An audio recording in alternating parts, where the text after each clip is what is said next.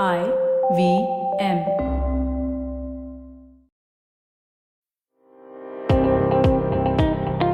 Welcome to All Things Policy, a daily podcast supported by Pragati, a flagship media initiative of the Takshashila Institution.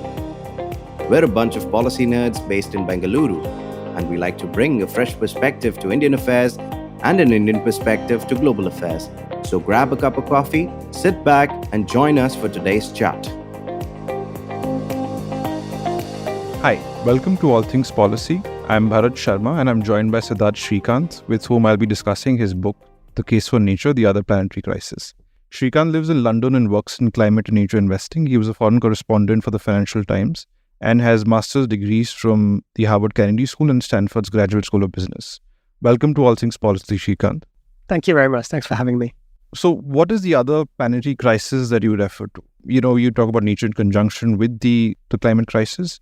And that's an interesting question to ask because we adopt a particular lens. Let's say, when we look at nature, for instance, we look at the centuries of unsustainable economic production and, malpractice that we've done to nature.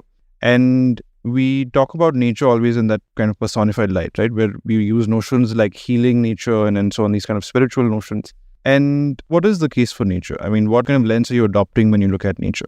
We need to step way back. I think the other planetary crisis is the biodiversity crisis. And the reason I called it that was climate action has had a great few years. I mean, we're still way off track. But one of the big things we've done is we've put climate action on the agenda. It's no longer a nice to have that someone else should work on. It's the stuff of businesses, exciting new careers, and government policy. So I think we have, if we look back at the last few years, we've put climate on the agenda, at the very top of the agenda. We haven't done the same with nature. We're still stuck in this 20th century paradigm, like the one you described. Nature is seen as this nice thing out there, outside of modern society. When I would talk of my love for nature, I hear things like, oh my God, I love nature. I went on this beautiful hike, or I went to this national park. And that's a good thing. I think that's the legacy of 100 years of the environmental conservation movement that's led people to look upon nature with benevolence.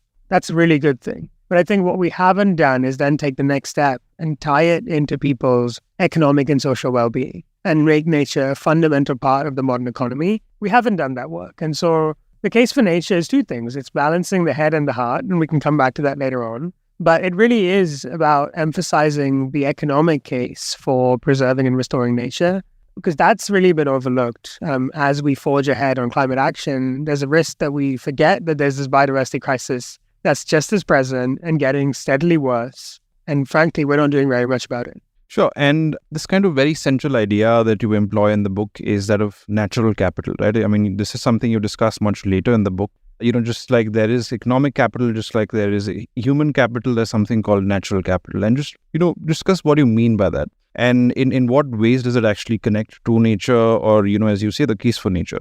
And tell us why exactly do we need that framework today? I mean, why exactly does that framework fit into the kind of crisis you're talking about, the nature crisis that you discuss? And what is the framework being applied to exactly in the book that you've written? Yes, I mean, natural capital is a framework that allows us to value the contributions of nature to human society. That's all it is. And it doesn't have to be scary or hard to understand. I think I built on decades of academic work, but part of my motivation for writing the book was this amazing framework hadn't really achieved cut-through, so it remained in academic circles. And the way I describe it is, think of these things everyone calls ecosystem services. They're the contributions nature makes to people. So it's things like carbon storage, pollination, nutrient cycling, clean water, and quantities of water as well. We rely on this for survival. And nature provides these services essentially for free. But what we haven't done is value those services. And to be clear, some of these services are economic, but there are also cultural services, right? Spiritual services, intrinsic services. What natural capital does is provide a framework to tie these things together and look at nature holistically, to essentially put nature on our collective balance sheet of things that are valuable. And so the reason I think is really important is when we have economic frameworks like financial capital, we base everything around it, right? We optimize for it. The very notion of GDP and governments optimizing for GDP is because that has really taken root, not just in academic circles, but in policy circles in the business world. And what it doesn't do very well, the current framework, is it doesn't recognize these other forms of value. And those forms of value can be translated back to economic value, right? So you can say pollination services are worth several $billion for, X, Y, and Z country. That's a decent way of translating these sources of value. We can also recognize that there's some sources of value that remain outside the economic framework. So, for example, the spiritual connection to nature, that's fundamentally important. It's okay to say this sits outside of the value framework that we're setting up, recognize it. We don't have to attempt to quantify those parts, right? We can just point to it and say that exists. But I think part of my motivation for basing this book on natural capital is that once you look at it, you realize just how short-term some of our thinking is right now. The other way to think about it is there are stocks of natural capital, so the assets, and then there are flows. And the flows are things like these services I described. Now, the same stocks and flows thinking applies to the economy, right? We have assets and then we have kind of flows of financial capital. But once we do this, I think we can start making better decisions about how we protect and restore nature. Sure. And just this objection that one might have, a very intuitive objection to such a framework that, you describe using the term natural capital is that, the climate crisis and the natural crisis has reached where it has because of, employing this exact kind of economic system that they're applying to this framework. So there's a role that money has played in the crisis that we have. There's a role that our economic systems have played, our social systems have played. And it just seems that these economic ideas seem to kind of go against a moral case for nature, right? You might say that the Amazon forest matters just as how they are. The mangroves that, store carbon, are used to store carbon, are valuable to the ecosystem despite the service that they pay. So we might say that this kind of moral case for nature and this kind of economic or, service-oriented case for nature are two different ideas and seem to be antithetical to each other. But in the book, you bring them together. And do you think there's something about our culture, or do you think there's something about how we think in popular imagination that separates these two? Or do you think they've been with us from the start? It's a great point. Personally, I'm motivated by the intrinsic case for nature. I come from a family of conservationists. That's always been enough for me. But I think I landed on this because it's not enough for everyone, right? And even if it is enough, or we say it's enough, we're not consistently making decisions that value nature, just on the intrinsic case alone. And so I think this is a pragmatic approach to saying, we can use the intrinsic motivations for protecting nature as the base, as the foundation for how we live our lives. And I dedicate an entire chapter to indigenous notions of nature and the value that can provide us. But you can build upon that by saying, oh, and by the way, there are these complementary economic arguments as well, and then let people pick and choose. Now, there are dangers, but then if you really look at why we're destroying nature at the rate we are, because it's already possible to privatize nature, right? Every farmer, rancher, anyone deforesting the Amazon is acting on economic incentives, right? Those incentives are currently stacked in favor of destruction, and so they respond to those incentives and chop down the Amazon. And so I think we also have an obligation to provide a different set of incentives that works within the framework we have, while also cultivating the kind of relationship with nature that will ultimately sustain us. And I talk of this notion of balancing the head and the heart. And what that really means is, in this world, it can be tempting to see the world in black and white, right? And say either we just rely on the economic case, privatize nature, commoditize it, that's the whole of its value, or we rely on the intrinsic case and kind of appeal to our spiritual and moral instincts. We've tried one version of those for several years. It hasn't really worked. And it's also worth recognizing there are different audiences. Different people are motivated by different things. And I feel like some combination of these things sits within each of us. And so it certainly sits within society as a whole. And so we can add those together to make a pretty compelling case for protecting rather than destroying nature. And, I'm reminded of this debate from Nehru's time about dams and so on, how Nehruji thought, dams were temples of modern India. And, we saw them as being in deep resistance with, just the kind of scale of displacement that the building of the dams ensued, or, ecological damage, such as the depletion of forest cover occurred. And I think that kind of image separates these two ideas. There's a very cultural and political image of the separation itself. And I think part of just adopt what you talk about in the book is, I think, dealing away with this kind of cultural and political image. And do you think that's important, or do you think that's something that will come with time, or do you think we should do something about it more vociferously? That image, it's striking, right? It's kind of modernity and the conquest of nature. And it's not actually just India and temples of modern India. Countries across the world at that time saw the conquest of nature and the kind of limits of ecology as part of development, right? That's the development paradigm we've lived in for the last God knows how long. I think we do need a different version of what the modern economy looks like, one that's regenerative, one that works with nature. Now, in the book, I cite lots of examples, things like food production, right? The fact that we've seen economic progress as a conquest of nature has applied to our soils. I mean, we've destroyed the basis for life in these soils, slathered them with pesticides, fertilizers, whatever, just to produce the thing we want and kill everything else. And it's worked for a few decades, but we're running out of soil effectively. And I do that same example applies to lots of other things. Now, hydropower is a great example. It certainly worked in the early years of India's development. There are not really that many dams left to be built.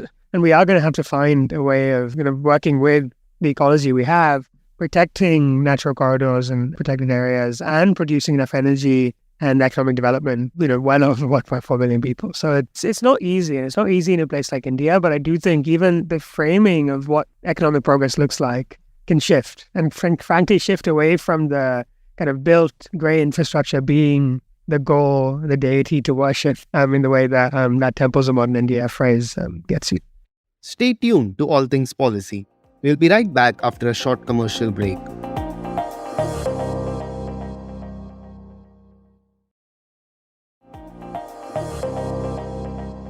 Just this framework that you employ, the natural capital approach, what kind of approaches haven't worked for us? I mean, what exactly is this an alternative to? And could you mention, the reasons why these approaches haven't worked for us? We've been practicing, particular approaches for a few centuries, actually. And what exactly about these other approaches seem, ask us to shift away from those approaches? I mean, one approach that hasn't worked is just not caring and not doing anything about it. So unfortunately, the default still remains. Most of the world area is not zoned or protected in any way for nature. So frankly, people can do whatever they want. That's the default. Let's just remember that something like 80% of the world's surface, we can do whatever we want with effectively. There are protected areas. They cover less than 20% of the world's land surface, but they have done some good, right? Particularly in places where there's been unchecked development. You have these islands where essentially they've been fenced off. Typically, the indigenous people who live on that land have been kicked off, often violently. But what you have had is some protection of natural ecosystems and specific endangered species. And India's success story with tiger conservation is a good example of that. But if you step back and look at broader ecosystem, what was once this patchwork, what was once a kind of tapestry of connected corridors, protected areas, an entire ecosystem, is now effectively just a patchwork of little islands that are protected in a sea of human influence. And that's another approach that hasn't worked. I think it's worked in a very narrow sense. We have saved some parts of the world, but it can't scale. And so, the reason I pitch this approach to protecting, restoring nature is absolutely we need those protected areas. I'm not arguing to dismantle them. We need them. But we have to find some solution for the 80%. And that includes a huge amount of agricultural land that is currently an ecological desert. It includes lots of areas that are not formally protected, and where traditional indigenous custodians of the land live, and where, given the right tools and resources, they can find ways to generate economic benefits for themselves while protecting and restoring nature. And I cite examples from Kenya to Fiji to even India. So I think there's real examples of people doing this, and it offers a hopeful next step to build on over 100 years of what I call conservation 1.0. And just to be concrete about how you think these two ideas come together. I mean, you talk about green infrastructure, you talk about technology, and so on, and you talk about these ideas in the context of a rapidly changing kind of biodiversity. And for instance, you talk about green infrastructure and how it can be a buffer against, rising temperatures and sea levels and so on. And what do you mean by green infrastructure? So you say that, these are kind of ways in which cities are working with rather than against nature. And, you talk about mangrove regeneration, you talk about, adding green roofs to the building and so on. And why is it so difficult for us to revamp infrastructure? I mean, you mentioned Singapore, for instance, but you think, let's say if we were to do this in India, for example, you think it's a different case for Indian cities? What kind of problems at the policy or the political level or even at the intellectual level do Indian cities face, for instance? And, what are the reasons for lack of kind of greater adoption regarding, let's say, green infrastructure? We're sitting here in Bangalore, which was one of the earliest green cities in India. I mean, there was a series of lakes, and I think initially when Bangalore was planted, I'm not an expert in Bangalore's history, but my understanding is it came about with incredible thought and care in the early days. It wasn't a very big city, which is part of the tension, right? As you grow, how do you keep these principles? But historically, I mean, has worked with nature extremely well. And I think in recent years, as this city has developed and grown dramatically, you have seen the paving over of natural features like lakes and ponds. You've seen much less green cover, and the effects are very clear, right? I mean, part of what I say in the chapter on green infrastructure is we assume the default is lots more concrete, but nature can help us, and nature belongs in our cities as much as it does in our forests and fields. And so think of every threat that cities face, right? So flooding, lots of cities on the coast. Mangroves are an amazing natural defense, and they have been a natural defense for hundreds of years, but they've recently been destroyed or neglected. And restoring them can actually build a natural seawall against storm surges, flooding, all of that, in a way that grey infrastructure might, but at much higher cost. And so that's one example. But then you think about the fact that cities everywhere are getting warmer every single year. And everyone who's listening will intuitively understand that the more greenery you have, the more livable a city is, right? But this is no longer a matter of preference. Cities are no longer livable. It's extreme heat is a real threat, and this can keep citizens not just happy but safe. It's just putting more greenery in cities. Now, part of my motivation for making sure there are examples from across the world, Singapore is a great case study. Tiny country, but almost 50% of that, it's a country and a city, right? But 50% of it is green space. And they've quantified some of the benefits to people in terms of access to green spaces for mental health, for recreation. It's also been amazing for flood protection and kind of natural defenses against rising temperatures. The same can be done across the world. So I look at case studies from Medellin to Sierra Leone to right here in India, in Bombay, where you have these amazing examples of urban planners bringing nature in, already seeing the benefits. And so I think this applies to absolutely every city in the world. This isn't something just for places that can afford it. And in some ways, this is a lot cheaper than trying to combat rising sea levels or temperatures with lots more concrete. I think this is just a better solution. And another example, you discussed a lot of technology and how it can actually help us achieve that intrinsic case for nature that you make. Technologies like LIDAR, for example, light detection and ranging, which can help us in carbon measurement. They can help us with imaging with space. It could provide a virtual reconstruction of, let's say, the Kanha National Park, right? And I would just, I'm going to ask the question I asked earlier as well, which is that, why do you think technology and nature together make people squirm? I mean, there is this very live kind of image about, as you said, toying with nature, right? You're kind of using, it's somehow unnatural to do that to nature. And you think we've done a bad job in terms of just looking at these ideas together in the past? And how do you, I think that might be a more kind of important case to make than actually getting, practical kind of ideas together as to how we can, use technology to solve the crisis. Yeah, the way I look at technology is not technology for its own sake, but technology in service of life, right? I think there are amazing developments that help us now understand natural ecosystems in a way that would have been completely unimaginable even 10 or 20 years ago. And that's something we can use. It's not necessarily something we need, because I think there are ways of making this argument without technology. Technology makes it easier, right? And again, if you're making an economic case around the carbon value in an ecosystem, you could guess, right, using scientific kind of equations and kind of estimations. Or you could actually measure the carbon in the ecosystem. And it provides a degree of trust when you create market-based solutions around these things that I think helps these solutions sustain themselves and generate public goodwill. So that's one way in which I think technology is really useful. There's another case actually called Project Vani here in India, where all it was listening to the sounds of nature. Now, as humans, we can use our eyes, but our ears are not very good. And so when we look at an ecosystem and ask whether it's coming back, whether it's recovering, it can sometimes be misleading just to look at the trees.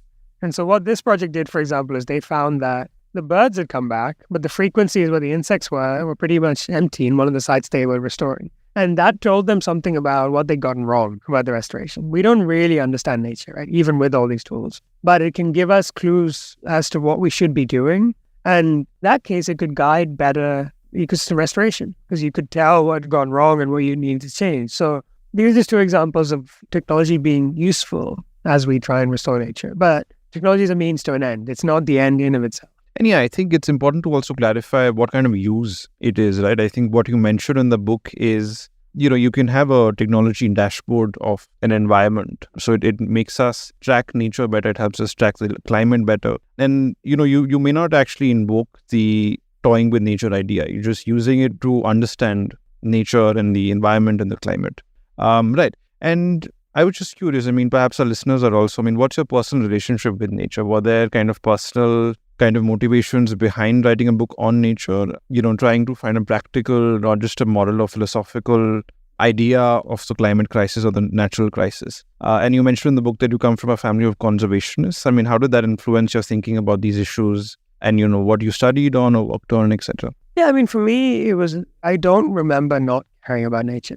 So that was always part of my upbringing and background. And so it was easy in some ways. I studied conservation biology, which gave me the scientific framework to look at ecosystems and say, okay, this is how the pieces fit together, because they're incredibly complex. I also love studying evolution because I think it gives you a sense of deep time, of 6 billion years of the Earth's history up to this point, and how the living things that we share this planet with are incredibly special. So, those two things are really important. I think in writing this book and in the years before, I've had the privilege of traveling to lots of places across the world. I'm a scuba diver, so I love diving. I've been diving for a little over 10 years, I think, maybe 12 years. And even in that time, I've seen some of the reefs I've visited, places like Palau and Fiji and all over Southeast Asia, get worse. And I haven't been around for that long, right? So you can see the space of change in the world's oceans, which is even faster than on land. And it's pretty stark and striking. So there's certainly that, just kind of the experience of being in nature and watching the decline in our lifetimes. And there's also just this other piece of, stepping back and having the opportunity when in nature to reflect on my relationship with nature. I think I've tried to educate myself on, and again, I come back to it in the book, a range of indigenous cultures and worldviews. And it's funny because all over the world, there are indigenous peoples. They have very different conceptions of nature, but in some ways, they're all similar, right? They all view nature in relational terms. So there isn't this separation between us humans and then nature. There's this notion that we are nature, right? That we can live as nature. And I've tried to embody that in the way I kind of live and work. And I think it can be a really powerful framing because this anthropocentric world that we've constructed for ourselves, we can easily trick ourselves into believing that we are the most important things on this planet. And frankly, we are, in the words of Dorian Sagan, one upright mammalian weed, and that's taken over the world. And lots of species will be around after we're gone. There may not be many left after we're done with our work, but it's just important to remember that we are a blip. But we also have incredible responsibility because we can direct our energies in a way that other species, we don't think we can. So, that's how I feel about the whole thing. And, you very much, I think the second last chapter of your book is about the indigenous case for nature. Could you kind of explain what that kind of approach is and how does that fit into this framework that you employ? Yeah, as I was saying, I think there is a relationship and connection. There's one view. I'm not going to speak for all indigenous peoples. It's incredibly hard. But one that stood out to me. So there's the Koyukon people in Alaska, and they have this idea of nature as family. So, and I think lots of people can relate. Again, nature isn't this thing that's separate. Family gave birth to you, right? Just as nature did. You live alongside both family and nature. You live from family and nature. But it's not like that relationship is distant or one way, any of that, impersonal. It can be complicated, and family can annoy you just as nature can. And particularly if you're living in Alaska, nature can kill you, right? So there's less of this. I find with some particularly Western conservation frameworks, there's a sense of nature as perfect, idealistic. I personally don't resonate with that as much. I think it's far better to see nature as this dynamic system that we are a part of, and speak to it in relational terms, just as the Koyukon people do. So it's just one example of thinking that there's peoples across the world. And how does it relate to the natural capital piece, which is the second part of your question? I think it actually, it's not a one-to-one, it's not exactly the same thing, but I think, indigenous worldviews and natural capital thinking are more similar than they are different, particularly when you compare it to kind of colonial conservation, right? So one, there's a piece around give and take, right? There is this idea that humans and nature can live in harmony, kind of maintain just live together. And there's also this piece around nature for future use. So natural capital thinking is about, replenishing the stock so you can have flows in the future. And lots of indigenous cultures do exactly the same thing, right? There's the sense that you don't take more than you should, that you allow nature to regenerate. And it's why across the world for thousands of years, people have coexisted in harmony with incredibly biodiverse systems. And that's partly about preserving the stock so you can get future flows of food and fiber and everything else. And it's particularly true if you're living off the land and completely off the land, although in a sense, all of us live off the land. But yeah, I think there's interesting links between those two. Yeah, thanks so much for joining us, Sreekanth. And yeah, thanks for writing an interesting book. We hope to see more of such books in the future. Thanks very much. Thanks for having me.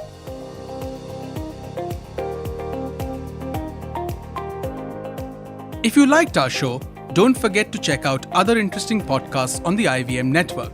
You can tune into them on the IVM Podcast app, ivmpodcast.com, or wherever you listen to your podcasts. You can also follow IVM on social media.